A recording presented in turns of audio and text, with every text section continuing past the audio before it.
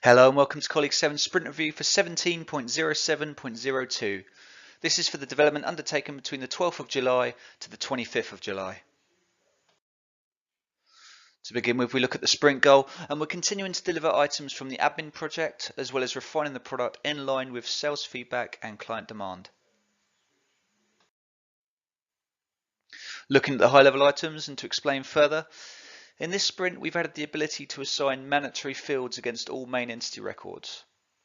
We've developed a reports interface which will act as a framework to our standard reporting and allow for reports to be plugged in over the coming months to ensure users have access to all the main reporting options. This includes the ability to have bespoke reporting as well. The lookup maintenance area was worked on further to ensure the last contact date is populated by set history types. There is now a multiple CV sending option within our recruitment workflow. We've included the ability to delete unwanted situation records provided they're not linked with a placement. We've delivered some further work relating to the delete records feature, which was added in the last sprint and is now referred to as archive. And we've formally launched the help file now, which contains videos and access to supporting documentation. This area will continue to evolve, but I'll do a quick run through on where things stand. We'll now go through a short demonstration on the key features for this sprint. Okay, so we're going to start by looking at the mandatory fields maintenance area that was added as part of this sprint. So this is within the admin area under entities. You've got mandatory fields maintenance here as represented by this asterisk. The field layout in terms of the form is relatively straightforward. You've got the available fields that you can set as mandatory on the left hand side. You've got the selected fields that are deemed mandatory and that have been passed across on the right hand side, and you've got the option to apply field grouping as well, and I'll explain what I mean by that in a second, as well as obviously an entity breakdown. So this is possible against the candidate, the company, the contact requirement and the placement entity. So you would select the fields that you want to deem as mandatory and either add them or on this side select them and remove them to take them away from them being mandatory. But if we assign a grouping, I'll explain how that works. Grouping is essentially the ability to assign OR logic to a mandatory set. So if you want to have it so that obviously certain fields are obviously going to be mandatory, but there may be that other fields a group set of fields are mandatory. So you may want to have either email address or a direct number, work number being a mandatory set. In that instance, then when you're creating a new, in this instance we've done candidate, so when you're creating a new candidate record, against here we obviously can enter in those standard mandatory fields that are obviously represented just with an asterisk, and then those that have got field grouping, you've got a bracket there with the number field grouping assigned. And if we were to try and create this record missing obviously these fields, you can see obviously that it's been assigned as mandatory and it's displaying as mandatory. If we then filled in, say, one of those fields, then obviously the grouping has been achieved. One of those fields has content, so you're now able to create the record. And it's assigned, field grouping has obviously been assigned as a numeric value, so there isn't a limitation to the number of field groups that you can assign there. So that's the mandatory field maintenance that's been added. Okay, so the next point to cover is the reports area. There's not really anything I can fully demonstrate with this this part at the moment. Really, what we were building as part of this development was the framework to allow for the SQL reports and the SSRS reports that we've previously built to be plugged into 7, and future reporting of that nature to also be plugged into 7. So the way the interface has been set up is to allow for the selection of a report and then based on that selection the criteria to appear. So you click on reports, you basically have a list of different reports that you could choose from. You click on the report there, you'd have obviously the option to select the date ranges, just as you do currently with the existing reports. You'd have the different teams that are available there to choose from, and then you set the relevant obviously criteria.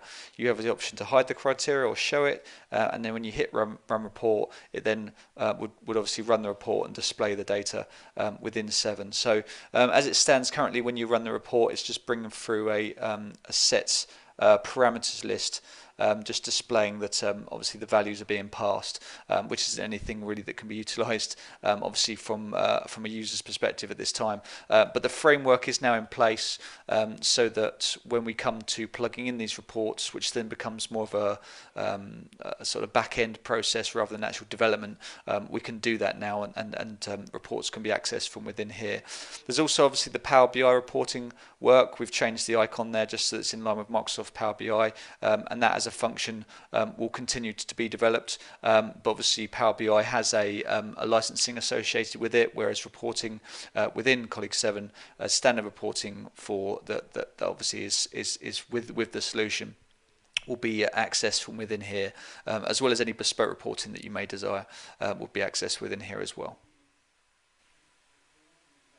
Okay, next point to cover is relating to the multiple CV sending option that's now available within the recruitment workflow. So previously you could only really send one CV at a time from within this panel, either by clicking on the arrows or by selecting the candidate and obviously from clicking on here, send selected candidates.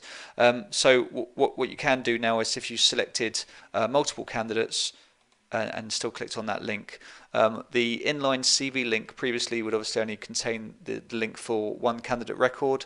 It now contains the links for all the candidates. So whatever documentation is associated with those candidate records will be pulled through into this drop-down list here, and you can see the candidate name, the ID, and obviously the associated documentation.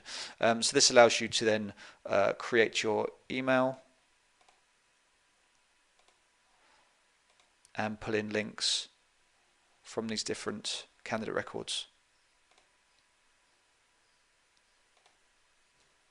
So they can be clicked on by the recipient and downloaded. And obviously by running this process, it then updates the sent date associated with the candidate records. One minor point to cover is relating to the option to delete situation records. So obviously from the new parsing mechanism that we have now, it's possible to create situation records during the registration process when you're parsing a CV, looking through the CV and creating different situations based on previous work experience. That can mean that sometimes it creates odd situations that you'd like to remove, and also it's just as an element of admin, just the option has been added now to delete a situation. You can't delete a situation if it is linked with a placement. So if you've made a placement and the situation record is essentially linked with that as a whole, then if you try to delete that situation, you'll be basically advised that you can't do that. However, if you have a situation that's obviously been created on the basis of either through the parsing process or just through a manual creation that has since become irrelevant, then you have the option to highlight there, click delete, and then the situation record will be removed. Last point to cover is the introduction of the help file. So that's this option that's available on the top right here for help. When clicking on that option now, it will launch our help file that we've been able to launch over the previous week. So this area is quite simplified in terms of its layout. You've got the option to obviously navigate from within this window, or you can choose to pop out and it will open up the tab basically containing the help file within here. It's been splitted out into segments based on the different features. So based on each segment, you'll be able to click on that area and it will give you a list of videos that are available to watch that basically explain the functionality and how it's utilized or how it's worked within the system.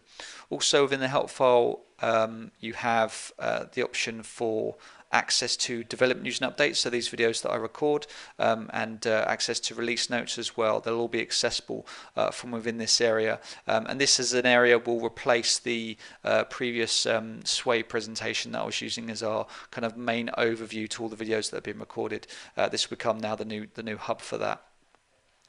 In terms of plans for the help file, we also plan on having a series of trainings videos that are going to be recorded within this area. That's all in production, and basically the content will be updated as new features become available, so that this is kept up to date with the options there. So it's very much evolving. New videos are being recorded week on week, and it will continue to improve to include other segments as well. But the help file is now there to be utilised, and obviously is worth taking a look at as an immediate go-to if you have any queries on workflow. Just to revisit the roadmap again for this quarter, whereas work on the admin area has not been completed by any means and will continue in stages over the coming months, our thoughts are now turning to diary and task management within Colleague 7 as per the timeline of the roadmap. You'll see this reflected in the next sprint plan. And as ever, your feedback and requests are welcome because they help shape the priority of our development, so please keep that coming. If you have any queries or feedback, please get in touch. I'll be keen to hear from you. Also, for those using Colleague 7, feel free to submit your enhancement requests via the user voice integration.